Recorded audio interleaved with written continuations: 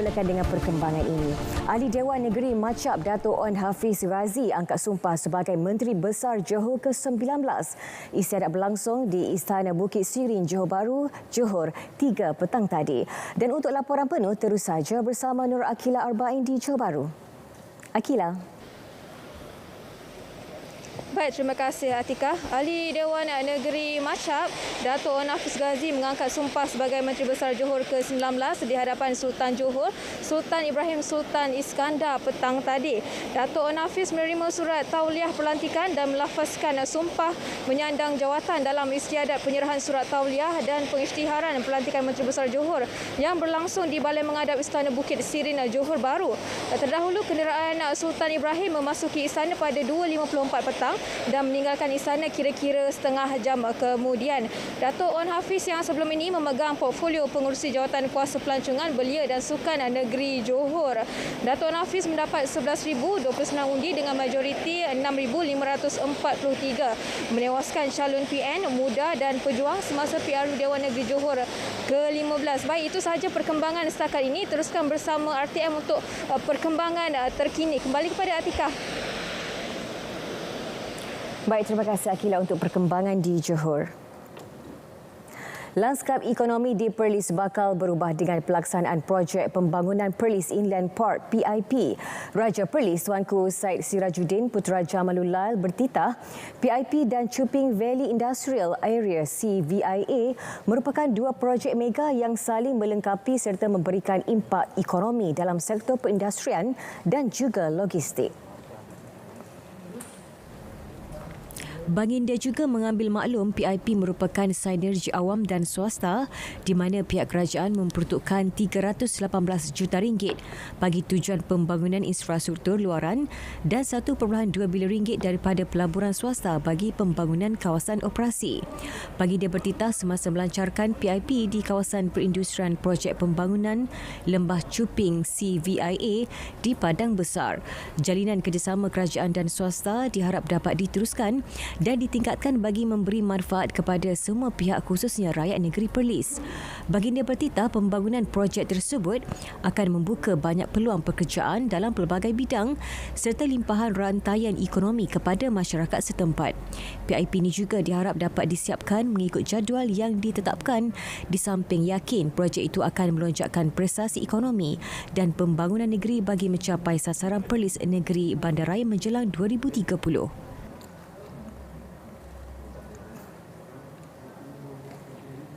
Penubuhan Perlis Inland Port PIP amat tepat pada masanya bagi merancangkan perdagangan antara Malaysia dan Thailand. Perdana Menteri berkata pada masa ini nilai dagangan antara Malaysia dan Thailand adalah 96.78 bilion ringgit dengan sejumlah 44.18 bilion ringgit disumbangkan melalui perdagangan antara sempadan. PIP mencerminkan momentum pertumbuhan dan kemajuan ekonomi Perlis yang dipacu oleh sektor pertanian moden dan pintar serta pembuatan bernilai tinggi. Ini akan menarik pelaburan baru dengan penyediaan kemudahan logistik yang lengkap dan kos pengangkutan yang berpatutan bagi pelabur-pelabur di CVI. Perdana Menteri berkata kedudukan Perlis yang strategik dari segi geografi iaitu berdekatan sempadan Malaysia-Thailand memberi kelebihan untuk memanfaatkan pelbagai peluang ekonomi dan perniagaan dalam perniagaan rentas sempadan. PIP juga bakal mewujudkan nilai tambah kepada projek-projek strategik di wilayah ekonomi Koridor Utara NCER di Perlis iaitu kawasan perindustrian Lembah Chuping CVIA, Chuping Agro Valley CAV, NCER Agro Bio Economy Zone NAEZ dan Perlis Super Fruits Valley. Dengan pelancaran PIP juga, CVIA dijangka bakal mentransformasikan Perlis dan ekonomi NCER menerusi peningkatan pelaburan dan mewujudkan peluang pekerjaan bagi penduduk tempatan dan ini dapat mengurangkan migrasi keluar rakyat tempatan. Walaupun baru dilancarkan, CVIA telah berjaya menarik pelaburan komited sebanyak 4.5 bilion ringgit yang bakal menjana hampir 12,000 peluang pekerjaan.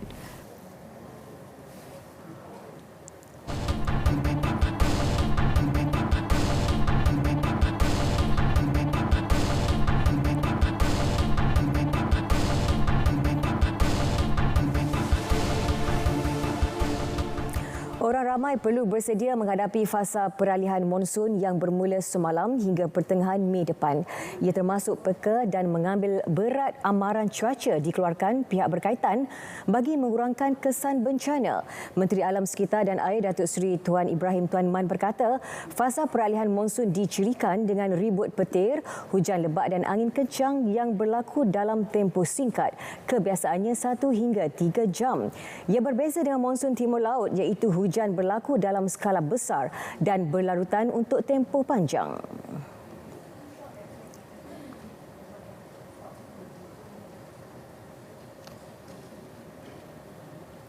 Kalau kita lihat monsun timur laut ni, episod hujannya biasanya berlaku dengan keadaan lebat dan berskala besar dan berlarutan untuk tempoh yang panjang, iaitu berhari-hari. Hujannya berpanjangan dan biasa kita boleh beri amaran lebih awal, 2 ke 3 hari sebelum berlaku banjir kita boleh sebab taburah hujan yang boleh kita cerap. Manakala peralihan monsun dicirikan ribut petir, hujan lebat dan angin kencang yang berlaku dalam tempoh yang singkat, biasanya 1 hingga 3 jam saja berlaku. Jadi oleh kerana hujan berlaku dalam keadaan tempat tertentu, maka resiko banjir kilat akan berlaku. Sebagaimana kalau kita lihat dalam hadis Nabi SAW, al-bala iza amma khafa. Bala ni bencana ni bila diturun merata, dia lebih ringan berbanding bila diturun dalam waktu yang setempat. Beliau menjawab pertanyaan Wakil Tumpak Datuk Cik Abdullah Maknawi di Dewan Rakyat.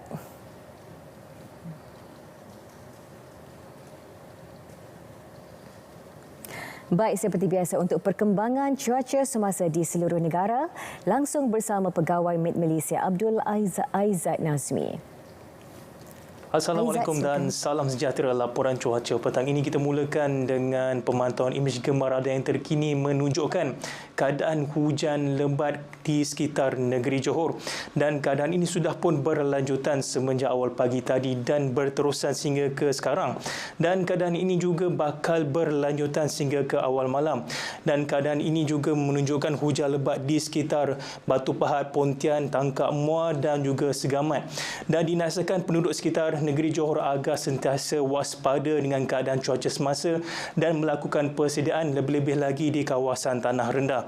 Baiklah, di kawasan sekitarnya seperti ini, Negeri Sembilan, Melaka, Lembah Kelang dan juga Pahang, sudah pun keadaan cuaca mendung meliputi di beberapa buah negeri ini, dan keadaan ini dijangkakan akan berlarutan juga sehingga ke malam ini, dan hasil tiupan angin timuran juga menyebabkan hujan yang bermula di negeri Pahang seperti di Kuantan, Pekan Rompin juga boleh memasuki sehingga ke tengah negeri berkenaan, dan keadaan ini juga boleh menyebabkan hujan bermula pada malam ini, lebih-lebih lagi di Pahang Barat seperti di Cameron Island, Lipis, Raub, Bentong dan juga Lipis, dan keadaan ini boleh berterusan sehingga ke malam ini.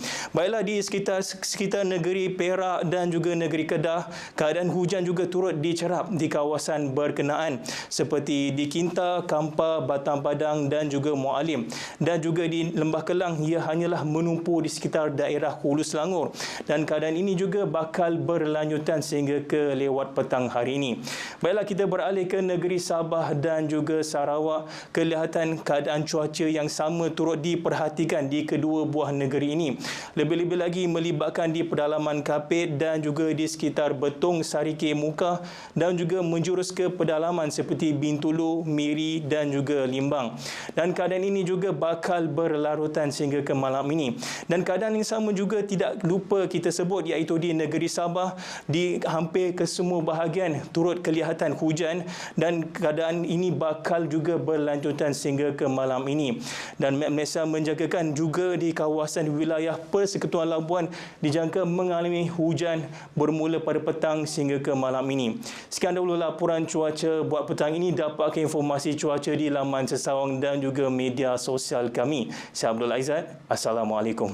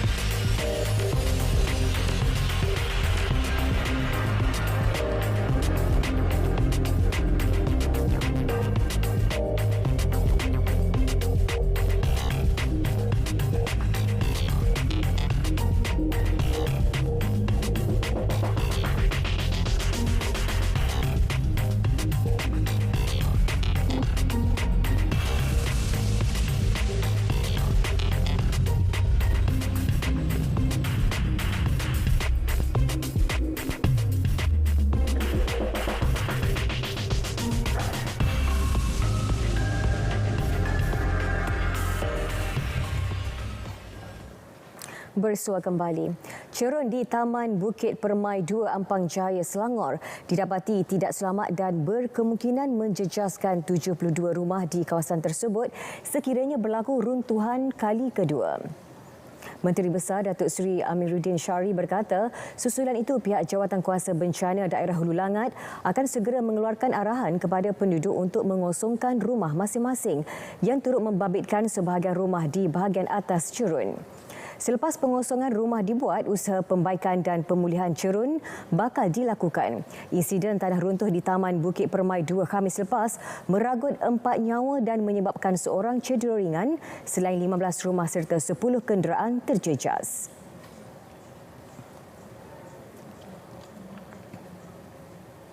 Pelaksanaan Pelan Jalinan Digital Negara Jendela membolehkan rakyat Selangor di kawasan pedalaman termasuk perkampungan orang asli menikmati kemudahan capaian internet.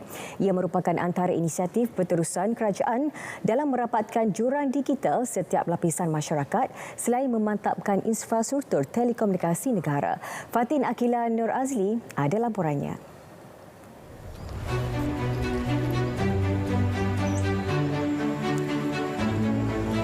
Yang adanya wifi di kampung saya, mana banyak masalah di kampung ini, bolehlah dapat kekurangan. Contohnya dari segi kanak-kanak dan keluhan pada ibu bapa selalu mengadu kat saya nak buat assignment kerja sekolah pun susah. Bila adanya wifi ini, yang saya nampak pada ibu bapa tiap-tiap petang, kadang-kadang malam dia orang datang kat sini berkumpul buat kerja sekolah. Di samping itu juga yang nampak ekonomi penduduk kampung. Mana ada jualan daripada jualan dari online internet kan, yang saya nampak pun membantu. Okey, sebelum saya nak dapatkan wifi, masyarakat komuniti ini nak buat segmen kerja sekolah kan, diorang kena pergi ke Pekan Banting. Itu pun lebih kurang pun 10 km, 15 km nak pergi keluar ke Pekan. Jauh. Kadang-kadang tu kita pun, kadang-kadang anak-anak buat saya nak pergi buat kerja sekolah, pergi luar kan, kadang-kadang balik tu ada accident dah.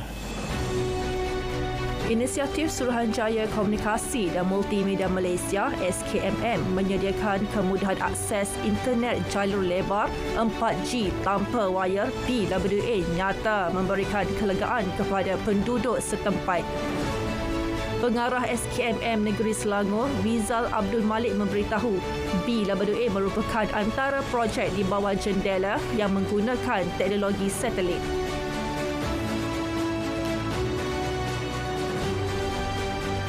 Di kawasan ini adalah merupakan satu kawasan pedalaman yang agak terpencil di kawasan Selangor ni, di mana menara biasa tidak dapat disediakan kerana memerlukan rangkaian fiber yang bagus. Oleh kerana itu, kita menyediakan teknologi ini sebagai interim solution lah, yang bermasa pendek selama 2 tahun sebelum kami membina menara kekal di sini. Bukan sekadar akses, liputan dan kualiti perkhidmatan turut dinaik taraf kepada liputan 4G. Ia bagi memastikan penduduk orang asli di beberapa kawasan menikmati capaian internet yang lebih baik dan berkualiti. Antara yang menerima manfaatnya termasuklah penduduk kampung orang asli Sungai Judah. Di Selangor dah hampir 100%. Sebab kita lihat dari segi kita menterjemahkan projek jendela ni kepada bentuk pencapaian. Sebelum pelaksanaan jendela, speed kita hanyalah 28 megabit per second, dan pada akhir tahun ni kita mensasarkan boleh dapat 50 megabit per second. Dan sekarang ni speed yang kita dapat average untuk Selangor adalah 40.8 megabit per second. Lepas tu ada menara, senang berurusan berniaga, urusan pendidikan, urusan ke pelajar universiti. Sekarang dia tak boleh ke college kan, terpaksa belajar di rumah. Kemudahan dia ada. Semenjak ada perkhidmatan menara komunikasi yang telah disediakan oleh kerajaan melalui MCMC, saya dapat dapat mengikutilah pengajian secara online ni secara lancar, taklah tersekat-sekat kan. Kini semua rakyat bandar maupun luar bandar termasuk kawasan pedalaman dan perkampungan orang asli boleh menikmati capaian internet tanpa had dengan pelbagai kemudahan yang telah disediakan oleh pihak kerajaan melalui Suruhanjaya Komunikasi dan Multimedia Malaysia MCMC. Selain membantu menjana pendapatan penduduk serta membantu PDPR murid orang asli, mereka kini boleh menikmati jaringan komunikasi yang lebih baik. Fatin Akila Nur Azli, Berita RTM.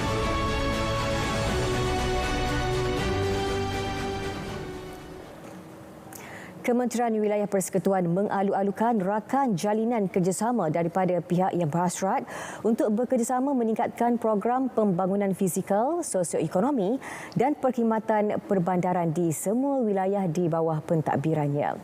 Cetusan idea McDonald Malaysia dalam memperindah dan menambah nilai lintasan pejalan kaki di persimpangan utama segitiga emas bertetapan dengan hasrat menjadikan Kuala Lumpur bandaraya sejahtera menjelang 2030. Sekaligus ia turut menyumbang kepada sektor pelancongan.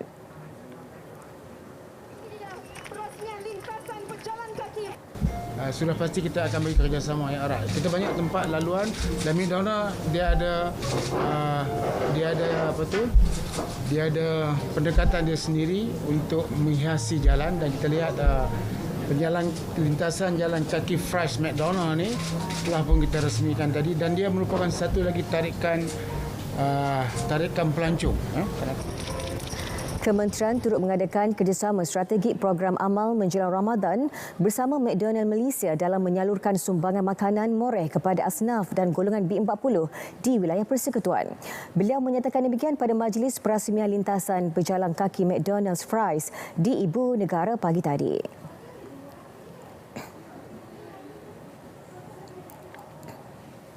Radio Televisyen Malaysia RTM memainkan peranan untuk turut membantu pengusaha dan peniaga bangkit sebagai strategi memulihkan semula ekonomi negara. Ia direalisasi melalui ruang promosi dan publicity produk yang disediakan menerusi saluran televisyen, radio dan media digital di seluruh negara. Menurut Ketua Pengarah Penyiaran Datuk Cik Roslan Cik Daud, pihaknya menawarkan pakej promosi dengan harga berpatutan bagi membolehkan usahawan lebih berdaya saing. Promosi yang boleh dibuat di televisyen, di radio dan juga media digital interaktif ini, kita akan cuba semurah yang mungkinlah untuk membolehkan mereka ini yang memulakan perniagaan mereka semula ini selepas era pandemik yang kita nak beralih kepada fasa peralihan endemik, kita akan bantu. Selain membantu usahawan menstabilkan kembali ekonomi, ia turut meningkatkan keyakinan pelabur melalui pelaburan langsung asing FDI. Untuk itu, usahawan di Pelawa tampil menggunakan platform promosi yang disediakan. Beliau ditemui selepas menjadi tetamu Selamat Pagi Malaysia.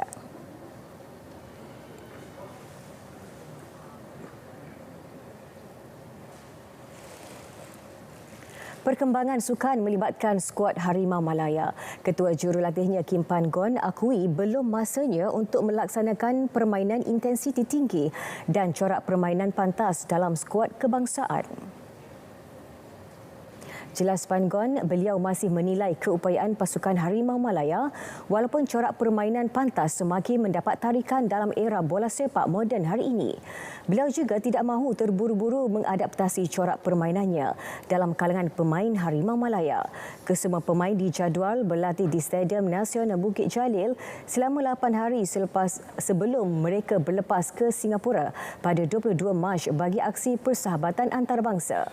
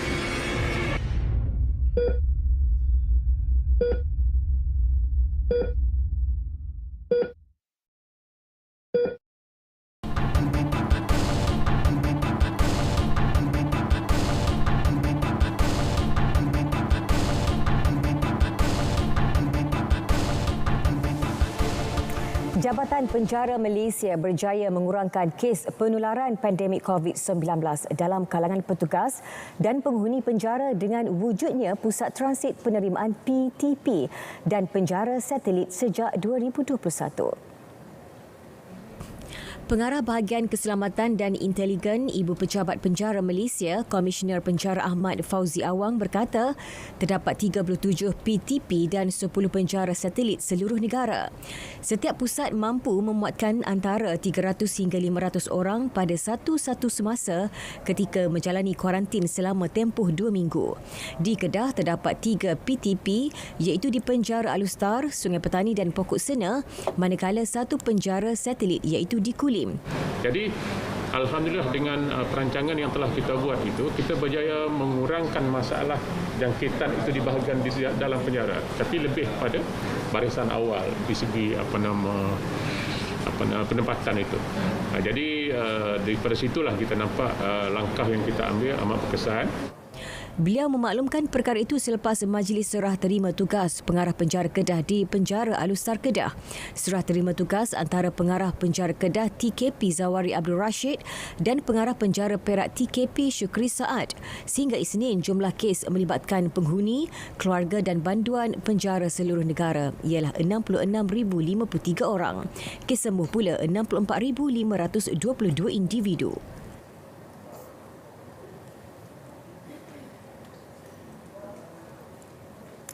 Para peniaga diingatkan untuk tidak mengambil kesempatan dengan menaikkan harga makanan di Bazar Ramadan. Esko Perladangan Pertanian dan Industri Makanan Perak, Razman Zakaria mengakui makanan berasaskan ayam mendapat permintaan tinggi ketika Ramadan.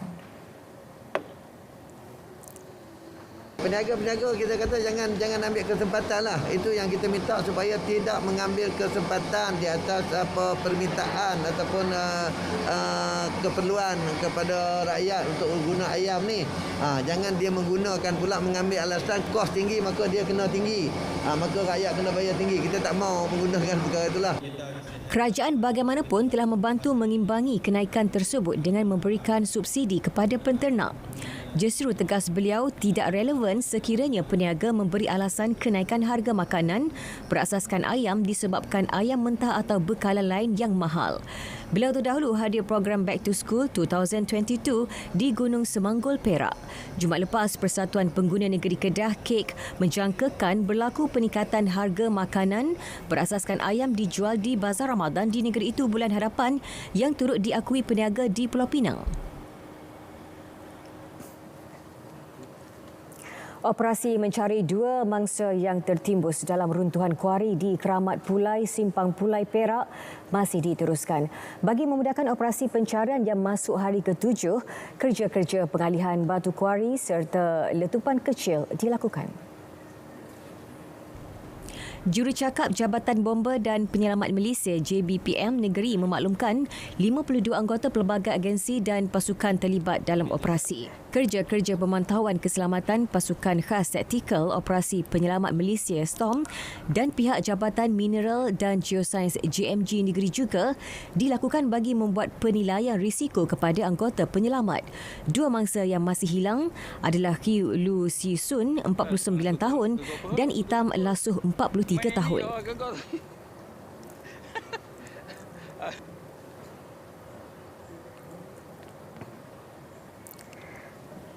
Baik saudara, kita teruskan berita wilayah hari ini dengan lintas langsung dari Pulau Pinang. Pesara polis diminta mendaftarkan diri sebagai ahli Persatuan Bekas Polis Malaysia bagi membolehkan mereka menerima bantuan daripada kerajaan. Dan untuk laporan penuh, kita bersama Zatul Ikemah Muhammad Nur. Zatul, silakan. Terima kasih. Assalamualaikum, salam keluarga Malaysia. Pesara polis yang berkhidmat ketika zaman darurat pada tahun 1948 hingga 1960 diminta mendaftar sebagai ahli Persatuan Bekas Polis Malaysia bagi membolehkan mereka menerima bantuan RM500 secara one-off daripada kerajaan. Presiden Persatuan Mohtar Osman berkata, bagi pesara yang sudah meninggal, baru mereka boleh berbuat demikian. Ketika ini, jumlah pesara yang sudah menerima bantuan tersebut terlalu sedikit. Justru pihaknya menggesa mereka yang berkenaan untuk segera mendaftar di cawangan daerah masing-masing bagi memudah dan mempercepatkan proses pemberian bantuan.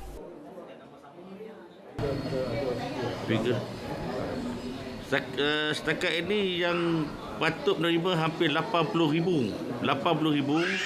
Tapi yang dah terima adalah lebih kurang 28,000 daripada kalangan pesara-pesara yang dah terima. Selain pada itu, 52,000 masih lagi yang termasuk waris ataupun balu yang belum terima. One of 500 itu. Jadi saya sarankan pada mereka-mereka ini segera untuk buat pendaftaran di Ibu Pejabat Polis Daerah ataupun di Pejabat Persatuan Polis Malaysia di daerah masing-masing. Tambahnya, selain imbuhan keuangan, mereka juga layak mendapat bantuan alat kesihatan dan pendidikan untuk anak-anak hingga ke peringkat universiti menerusi talian I-Pesara. Beliau ditemui selepas menghadiri majlis ramah mesra dengan ahli dan jawatan kuasa persatuan itu di Georgetown.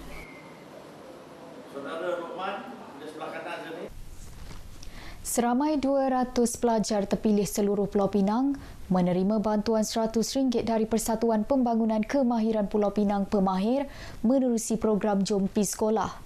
Bantuan berupa voucher itu boleh digunakan untuk membeli pakaian dan kelengkapan sekolah sempena sesi pembukaannya tidak lama lagi.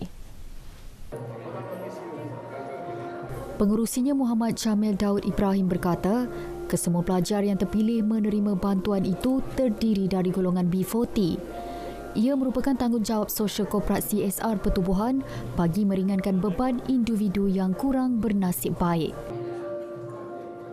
Kami di sini, kami memberi voucher untuk pakaian seragam sekolah untuk keluarga B40, di mana kami bersama-sama pemahir ini, kami menyumbangkan seramai 200 keluarga yang melangkumi daripada banyak daripada Pulau Pinang dan juga di seberang Batu. Voucher ni ialah untuk memberi pakaian sekolah, barang-barang keperluan sekolah. Sebanyak RM100 satu voucher untuk satu murid. Selain bantuan persekolahan, persatuan ini juga menjadi pentas untuk golongan lain yang memerlukan bantuan khusus ketika negara berada dalam zon Perintah Kawalan Pergerakan PKP. Bantuan seperti bakul makanan dan keperluan asas diagihkan kepada golongan asnaf sepanjang negara berdepan ancaman COVID-19. Lebih istimewa, badan ini akan membantu golongan ibu bapa yang tidak berupaya menghantar anak mereka untuk kursus pendidikan teknikal dan vocational TVET atas sebab keuangan. Seramai 135 kanak-kanak di sekitar Parlimen Jelutong terpilih menyertai program berhatan perdana secara percuma. Program yang bertujuan meringankan beban ibu bapa dalam kalangan kurang berkemampuan itu melibatkan peserta berusia 2 hingga 12 tahun. Muhammad Arif. Pengerusi Persatuan Kami Peduli Pulau Pinang, Muhammad Yusof Muhammad Noor berkata, peserta tersebut dipilih menerusi permohonan yang dibuka secara dalam talian baru-baru ini. Program yang terpaksa ditangguh hampir 2 tahun disebabkan pandemik itu merupakan anjuran ahli Majlis Bandaraya Pulau Pinang MBPP dan beberapa badan bukan kerajaan NGO di negeri ini. Dan bersama dengan kita dalam program ini ialah Persatuan Kebajikan Warisan Lebuh Tamil, Persatuan Kebajikan Kami Peduli Pulau Pinang, Persatuan Kebajikan dan Pendidikan Pulau Pinang, New Channel Group dari Jelutong bersama dengan Majlis Bandaraya Pulau Pinang.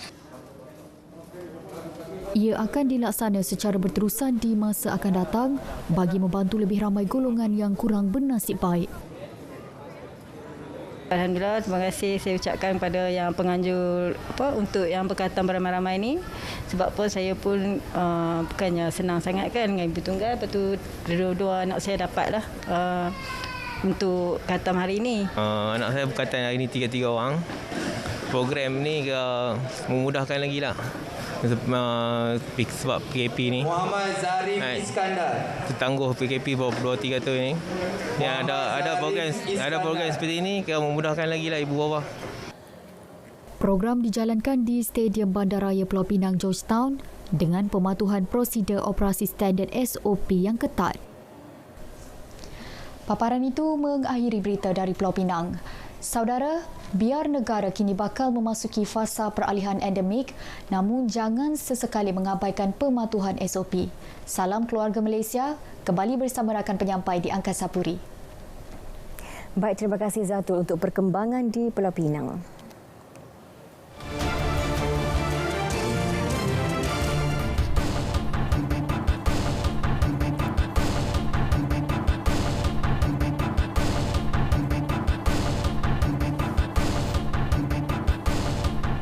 Sarawak dan Australia menandatangani memorandum persefahaman MOU bagi menjalin kerjasama berkaitan ekonomi hidrogen dan pembangunannya di Sarawak. Laporannya langsung bersama Buma Win. Silakan Buma. Baik, terima kasih Atika. Sarawak dan Australia hari ini menandatangani memorandum persefahaman MOU bagi menjalin kerjasama berkaitan ekonomi hidrogen dan pembangunannya di Sarawak serta menghubungkan kedua-dua pihak dengan lebih meluas dalam rantaian bekalan hidrogen global dan ekosistem. Majlis menandatangani MOU antara Kerajaan Sarawak dan Universiti Teknologi Swinburne berlangsung di Houghton, Melbourne dan disaksikan oleh Timbalan Premier Datuk Seri Dr. Sim Kui Hian. Kerjasama antara Kerajaan Sarawak dan Victorian Hydrogen Hub yang diterajui Universiti Teknologi Swinburne itu dibiayai oleh Kerajaan Negeri Victoria, Australia. MOU ditandatangani oleh Naib Chancellor dan Presiden Universiti Swinburne, Profesor Pascal Quester dan Pengarah Unit Perancang Ekonomi Sarawak, Datuk Dr. Muhammad Abdullah Zaidel. Menurut Datuk Seri Dr. Sim, visi Sarawak adalah untuk menjadi hub pengeluar hidrogen bersih utama di rantau ini dalam usaha untuk membangunkan ekonomi yang dipacu oleh hidrogen. Ini kerana hidrogen sangat menarik kerana sama ada ia dibakar untuk menghasilkan haba atau bertindak balas dengan udara dalam sel bahan api untuk menghasilkan elektrik, produk utamanya hanyalah air. Menerusi MOU ini, rakan kongsi dalam MOU berharap dapat menangani penyelidikan dan cabaran modal insan serta menyokong amalan pembuatan mampan selain menyokong keupayaan untuk menyimpan tenaga bersih daripada sumber yang boleh diperbaharui dan berusaha mencipta masa depan yang mampan untuk semua. Antara fokus utama MOU tersebut ialah penyelidikan dan inovasi ekonomi hidrogen menerusi program penyelidikan dan inovasi yang diterajui industri serta pembangunan sumber manusia bagi ekonomi hidrogen dengan mencipta kemahiran dan program latihan baharu berkaitan hidrogen. Dua ahli Dewan Undangan Negeri Adun mengangkat sumpah sebagai wakil rakyat yang berlangsung di Dewan Undangan Negeri Dun Sarawak di Kuching hari ini. Adun berkenaan ialah Adun Kuala Rajang yang juga Timbalan Menteri Pembangunan Bandar dan Sumber Asli Datuk Len Talib Saleh dan Adun Repok Datuk Seri Huang Tiong Si. Mereka mengangkat sumpah dan menandatangani surat ikrar di hadapan Speaker Dun Sarawak Tan Sri Muhammad Asfia Awan Nasar. Kedua-dua adun tidak dapat menghadiri upacara serupa pada Februari lalu selepas mereka disahkan positif COVID-19. Operasi mencari mayat kanak-kanak hilang berusia 4 tahun Eric Chang Wei Ji yang dipercayai dibunuh dan dibuang daripada jeti Muara Tebas terpaksa ditangguh sementara berikutan faktor cuaca yang kurang baik dan keadaan air surut pagi tadi. Operasi pencarian yang kini masuk hari ketiga diteruskan melalui jalan darat dengan sepasukan anggota daripada Jabatan Bomba dan Penyelaman Malaysia JPBM telah digerakkan di sekitar tebing Bukit Lasak yang dianggarkan pada jarak 300 meter sementara menunggu air pasang. Usaha pencarian di kawasan muara sungai hanya dapat dilakukan sejurus cuaca mengizinkan pada pukul 2 petang dengan penggunaan perkhidmatan drone daripada Pasukan Gerakan Udara Polis Diraja Malaysia dan anjing pengesan dari unit K9 JPBM Sarawak dalam pencarian sejauh 2.7 batu nautika daripada lokasi jeti. Seramai 15 anggota dari Balai Polis Gita, 4 anggota dari Balai Bomba Tabuan, 2 anggota bomba sukarela dan 10 anggota Agensi Penguatkuasaan Maritim Malaysia Wilayah Sarawak terlibat dalam operasi tersebut selain penggunaan sebuah bot daripada setiap agensi. Semalam operasi tersebut telah diperluaskan 2 hingga 3 batu nautika daripada muara sungai kampung berkenaan menuju ke arah laut dan usaha pencarian setakat ini masih digiatkan. Terdahulu, Eric Chang Weji telah dilaporkan hilang dari sebuah rumah di kawasan perumahan Pintawak pada 7 Mac lalu, manakala 4 orang individu terdiri daripada ibu bapa Eric Chang dan pasangan penjaga itu telah ditahan reman oleh pihak polis pada 11 Mac bagi membantu siasatan. Bagaimanapun, pasangan suami isteri iaitu ibu bapa Eric Chang sudah dibebaskan dengan ikat jamin semalam, manakala pasangan penjaga kepada mangsa terus berada dalam tahanan reman sehingga 16 Mac ini. Polis kini mengklasifikasikan kes tersebut sebagai kes bunuh dan disiasat di bawah Seksyen 302 Kanun Keseksaan yang sebelum ini disiasat di bawah Seksyen 31-1 Akta Kanak-Kanak 2001. Sebanyak 36 kubur di Kampung Lubuk Punggur, Gedong yang terjejas akibat hakisan Sungai Sadong dipindahkan ke tanah perkuburan Islam baharu di Kampung Lubuk Bunting hari ini. Menurut Wakil Khas Ahli Dewan Undangan Negeri Gedong, Datuk Muhammad Narudin Majais, sesi pemindahan kubur tersebut adalah fasa yang pertama dilaksanakan. Datuk Muhammad Narudin dalam kenyataan memberitahu tapak perkuburan itu mula mengalami hakisan sejak beberapa tahun yang lepas dan ia memerlukan tapak baharu bagi perkuburan berkenaan. Jelasnya, tapak baharu seluas 1.62 hektar tersebut adalah tanah yang diwakafkan oleh beliau sendiri ketika menjadi wakil rakyat Gedong. Proses pemindahan kubur berkenaan dikendalikan Jabatan Agama Islam Sarawak Jais Samarahan yang diketuai oleh Ustaz Wan Asagaf bermula dengan penggalian kubur, pembersihan jenazah dalam kain kapan sebelum dikebumikan semula ke tapak perkuburan yang baharu. Turut hadir pada proses pemindahan itu adalah waris-waris pihak Jais dan Majlis Islam Sarawak. Dalam masa yang sama, Jawatankuasa Pemindahan Kubur Tanah Perkuburan Islam Kampung Lubuk Punggur turut memohon peruntukan sebanyak RM50,000 daripada Premier Sarawak yang juga Adun Gedong Datuk Patinggi Tan Sri Abang Johari Tonopeng bagi kos keseluruhan operasi pemindahan kubur berkenaan. Bah Berdedat 2022 adalah program bersepadu peringkat Zon Utara Sarawak anjuran Jabatan Penyiaran Sarawak dengan kerjasama RTM Bintulu dan RTM Limbang untuk program radio di lokasi yang merupakan platform terbaik mendekati pendengar dan masyarakat. Menurut penerbitnya, Syaida Abdullah, program bersepadu itu akan diadakan pada Sabtu ini di Dewan Kampung Lereng Bukit Miri dengan penampilan istimewa penyampai dan kaki tangan daripada 3 stesen penyiaran Zon Utara. Selain penyertaan beberapa agensi tempatan termasuk usahawan industri kecil dan sederhana.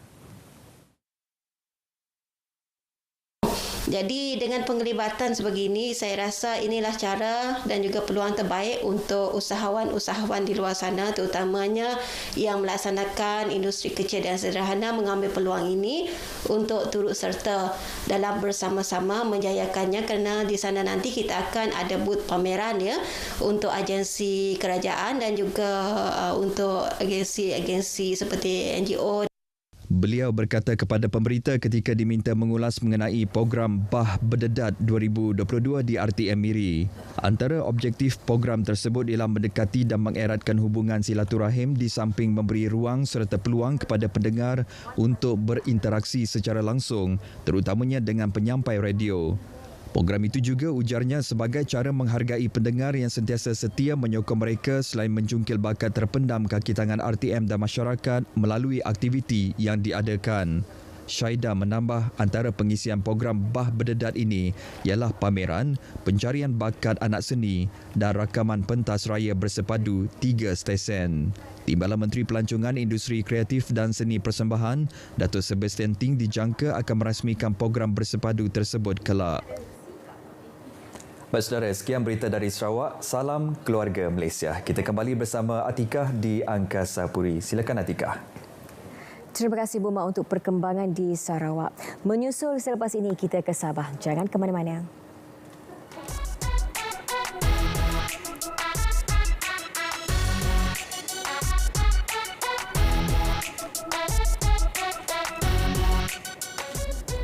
Pendaftaran kemasukan menggunakan MySejahtera masih diwajibkan, tetapi dikecualikan untuk kawasan terbuka yang tidak sesak dan tiada perhimpunan ramai. Tambahan pula MySejahtera, MySJ Trace diwajibkan untuk tempat tertutup yang dipenuhi tetamu ataupun pengunjung.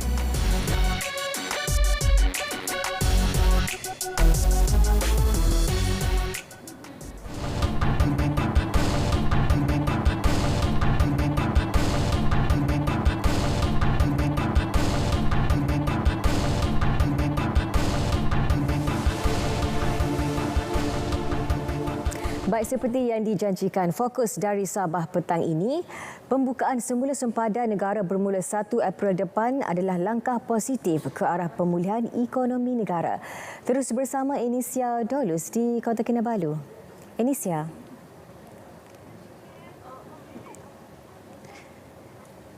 Baik, Atika, pembukaan semula sempadan negara bermula 1 April depan adalah langkah positif ke arah pemulihan ekonomi negara secara menyeluruh, terutama bagi sektor yang terjejas teruk akibat pandemik COVID-19.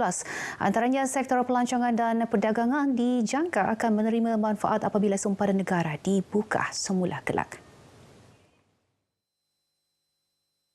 Menurut pensyarah kanan Program Komunikasi Perhubungan Awam Kerajaan Fakulti Sains Sosial dan Kemanusiaan Universiti Malaysia Sabah UMS, Dr. Syahrudin Awang Ahmad, pengoperasian industri pelancongan dan perdagangan akan menyumbang kepada cukai korporat dan menjadi sumber pendapatan negara dalam satu tempoh masa. Pada masa sama, ia akan merancangkan semula pertumbuhan ekonomi secara berperingkat sekaligus meningkatkan keyakinan rakyat maupun pengembara luar untuk berkunjung ke negara ini. Keputusan pihak kerajaan untuk membuka pintu sempadan negara bagi membolehkan aktiviti pelancongan dalam kalangan pengunjung-pengunjung dari luar negara masuk ke negara kita sudah jelas adalah bertujuan untuk mengaktifkan semula sektor pelancongan ini agar ia bukan setakat dapat menyumbang kepada pendapatan negara, malah lebih daripada itu meningkatkan keyakinan. Beliau menyatakan demikian ketika dihubungi RTM di UMS Kota Kinabalu bagi mengulas mengenai pembukaan sempadan negara bermula 1 April depan. Dalam pada itu, Dr. Syahrudin berkata, rakyat seharusnya menyokong usaha kerajaan membuka semula sempadan negara dengan mematuhi prosedur operasi standard SOP yang ditetapkan ketika berada di dalam maupun luar negara. Langkah itu penting bagi meminimumkan penularan dan jangkitan virus COVID-19 meskipun tahap imuniti kelompok ketika ini berada pada tahap optimum. Baru-baru ini, Perdana Menteri Datuk Seri Ismail Sabri Yaakob mengumumkan pembukaan semula sempadan negara bermula 1 April depan selaras dengan fasa peralihan ke endemik negara pada tarikh sama. Keputusan itu dibuat bersandarkan 3 perkara iaitu fakta terkini COVID-19, keperluan pembukaan sempadan di negara lain dan memberikan keselesaan kepada pengembara. Buat julung kalinya, Universiti Malaysia Sabah UMS menganjurkan persidangan Malaysia Sustainable University Network MySUN melibatkan 8 institusi pengajian tinggi awam dan swasta negara termasuk 3 universiti dari Eropah. Persidangan berkenaan bertujuan menggalakkan kelestarian kampus di peringkat universiti terlibat. Naib Chancellor UMS Profesor Datuk Dr. Taufik Yap Yun Hin berharap lebih banyak universiti dapat mengambil bahagian untuk membentuk rangkaian kampus universiti yang lestari di Malaysia sekaligus diperluaskan ke peringkat antarabangsa. Kita harap lebih banyak lagi universiti, bukan hanya di kalangan universiti yang telah disebutkan itu, dapat membentuk this network and also perluaskan lagi network di kalangan universiti khususnya di negara-negara Asia Tenggara, malah lebih banyak lagi daripada Eropah untuk menyertai conference inilah. Beliau berkata demikian kepada pemberita RTM selepas merasmikan persidangan pertama MySUN di UMS Kota Kinabalu. Seramai 191 peserta mengambil bahagian dalam persidangan dan bengkel MySUN yang berlangsung selama 2 hari bermula hari ini. 8 universiti terlibat: Universidad de Alicante, Universidad degli Studi di Genova, FH John Neum University of Applied Sciences, Universiti Teknologi Malaysia UTM, Universiti Putra Malaysia UPM, Universiti Teknologi Mara UITM, Universiti Malaysia Pahang UMP dan Universiti Multimedia Malaysia MMU. Parti Islam Semalaysia PAS mengalu-alukan penyertaan Parti Kesejahteraan Demokratik Masyarakat KDM dalam Gabungan Rakyat Sabah GRS. Usaha itu dapat mengukuhkan lagi GRS yang secara rasminya didaftarkan di bawah Jabatan Pendaftaran Pertubuhan ROS sebagai parti gabungan politik baru-baru ini. Namun Setiausaha PAS Sabah Dr. Ali Akbar Gulasan berkata, perkara paling penting untuk menyertai GRS ialah pemimpin utama parti mestilah berintegriti, tidak terlibat dalam salah guna kuasa dan bebas daripada gejala rasuah. Dan kita kekal dengan pandangan syarat utama adalah mereka tidak terlibat dengan salah guna kuasa dan mestilah di kalangan pemimpin utama parti yang menyertai GRS penuh dengan integriti dan jauh daripada gejala rasuah dan salah guna kuasa.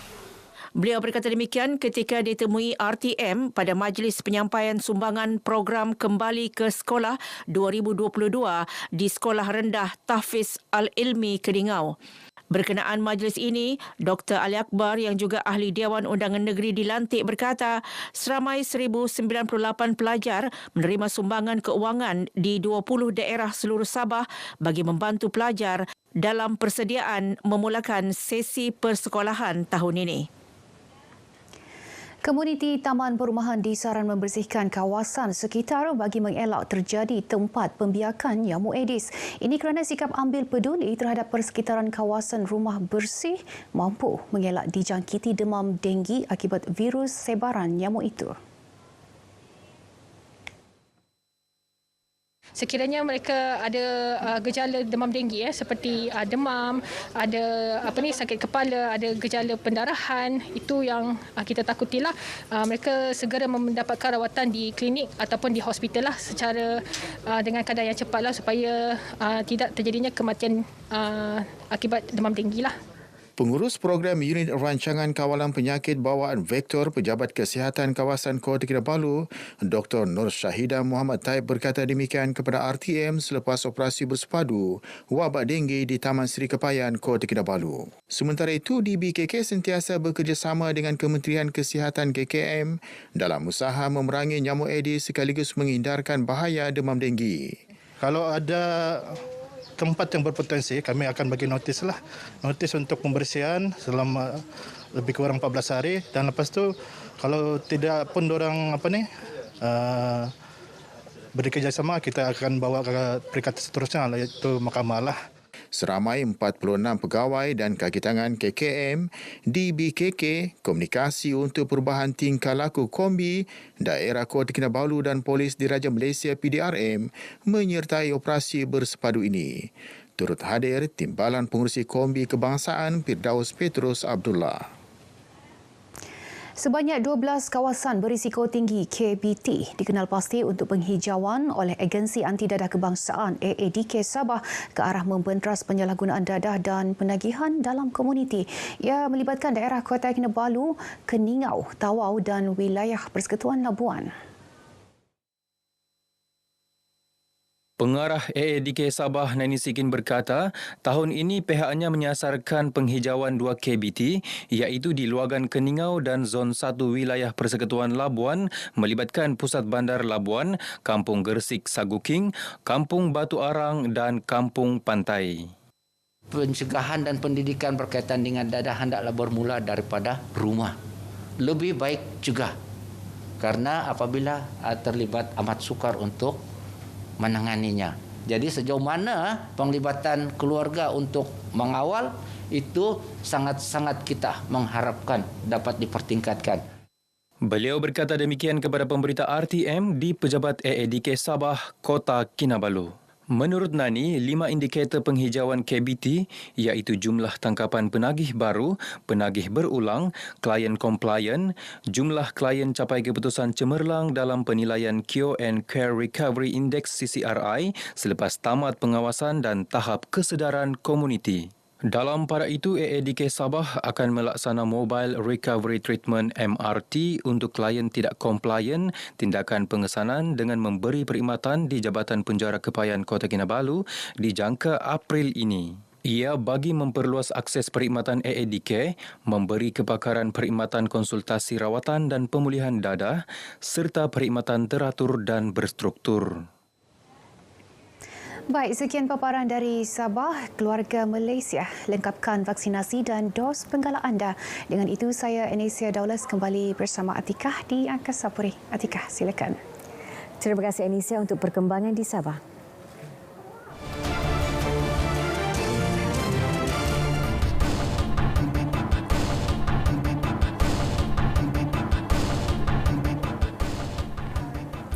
Presiden Pertubuhan Pelindung Khazanah Alam Malaysia PEKA Puan Sri Sharifah Sabrina Said Akil didakwa di Mahkamah Session Raub Pahang atas 3 tuduhan menduduki tanah kerajaan tanpa kebenaran sah. Tertuduh bagaimanapun mengaku tidak bersalah. Tertuduh yang juga pengasas rangkaian Tanah Aina Resort dan Restoran didakwa tanpa kebenaran yang sah menduduki tanah kerajaan di lot 26148 GM4135 Mukim Bentong iaitu kawasan Tanah Aina Farina Cafe dan Restoran di Bentong. Pertuduhan kedua pula tertuduh didakwa melakukan kesalahan tanpa kebenaran yang sah menduduki tanah kerajaan di lot 1053 PM0053 Mukim Ulu Dong iaitu kawasan Tanah Aina Fahad Glamping Resort di Raub Pahang. Manakala bagi pertuduhan ketiga, tertuduh didakwa melakukan kesalahan tanpa kebenaran yang sah menduduki tanah kerajaan di lot 10061 GM1572 Mukim Tras iaitu kawasan yang ketika ini didiami Tanah Aina Farah Soraya Eksklusif Eco Resort dan Raub Pahang. Bagi ketiga-tiga kesalahan tersebut, tertuduh didakwa melakukan kesalahan di bawah Seksyen 425-1-A Kanun Tanah Negara 1965. Pertuduhan dikendalikan Pegawai Pendakwa Raya Pejabat Setiausaha Kerajaan Negeri Izzat Ikhwan, manakala tertuduh diwakili 5 peguam diketuai Muhammad Arif Mohan.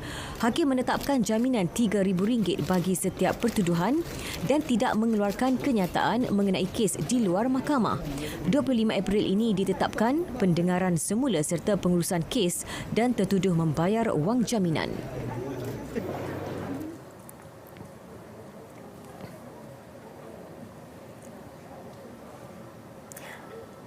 Di Mahkamah Tinggi Kota Baru pula, seorang penganggur tidak bersalah atas pertuduhan membunuh seorang pesara polis selepas memutuskan individu berkenaan tidak siuman.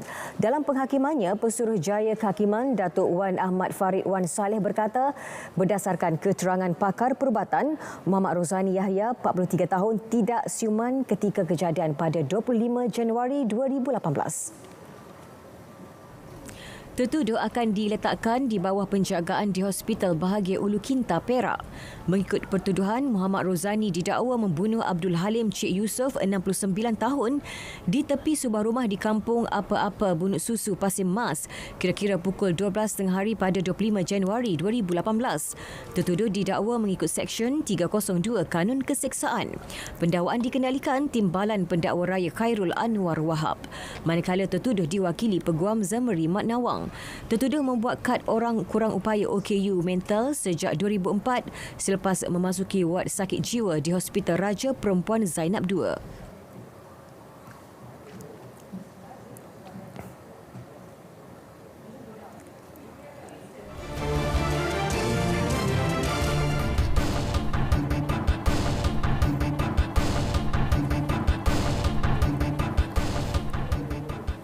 Expo 2020 Dubai Minggu Melaka. Platform kepada usahawan Melaka memperluas pasaran produk masing-masing ke Timur Tengah. Mengakui UAE antara negara strategik, Presiden Malaysia Business Council MBC di Emirat Arab Bersatu UAE Fahmi Ansara Dahlan yakin dengan kolaboratif MBC dan kerajaan negeri memberi impak positif kepada kumpulan sasar. Dalam waktu Expo ni, kita mendapat peluang yang besar kerana Expo memberi kelebihan di mana banyak negara-negara lain, semua company daripada luar datang ke UAE ini untuk mencari peluang bisnes, mencari opportunity. Jadi memandangkan keadaannya seperti itu, Malaysian companies also under Malaysian Pavilion banyak membawa Malaysian companies datang ke UAE. Dari situ kita MBC telah berperanan untuk menyatukan company-company ini untuk datang mencari peluang. Bagi peserta, peluang kerjasama seperti ini bukan sahaja merancangkan pelaburan tetapi juga berupaya memacu ekonomi negeri. Dapat berterusan yang mana dia mendatangkan kejayaan kepada peniaga yang datang pada hari ini, membawa pulang sama ada dari segi mengembangkan perniagaan atau pelaburan mereka di Timur Tengah. Bagi saya sebagai SME daripada Melaka especially, bila saya dapat bertemu dengan MBC, banyak peluang-peluang yang kita boleh explore sebenarnya. Banyak yang kita dapat dan banyak juga business matching yang kita boleh go further for kita punya business opportunity lah dekat sini. Memang sangat banyak. Baik saudara, berita wilayah edisi 15 Mac berakhir di sini. Dapatkan perkembangan sahih sepanjang masa melalui portal Berita RTM di berita.rtm.gov.my. Assalamualaikum, salam keluarga Malaysia. Saya Atika Naim. Jumpa lagi.